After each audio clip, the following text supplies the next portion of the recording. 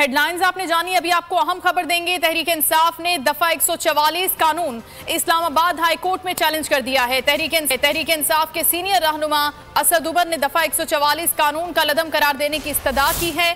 दफा 144 का कानून पर अमन एहतजाज रोकने के लिए गैर आईनी कानून है। दरखास्त में यह मौक़िफ़ इख्तियार किया गया है। Chief justice Islamabad high court पीर के दिन दफा 144 कानून के खिलाफ दरखास्त पर समाअत करेंगे। खबर आपको दे रहे हैं, पीटीआई ने दफा 144 कानून को इस्लामाबाद हाई कोर्ट में चैलेंज किया है। नीलम अरशद बोल न्यूज की नुमाइंदा हमारे साथ है, मजीद बताएंगी। जी बिल्कुल, आपको बताएं कि तहरीक इंसाफ ने दफा 144 कानून को इस्लामाबाद हाई कोर्ट में चैलेंज कर दिया है। तहरीक इंसाफ के सीनियर रहनुमा असद उमर की तरफ से ये दरख्वास्त जो है आज इस्लामाबाद हाई कोर्ट में दायर की गई है।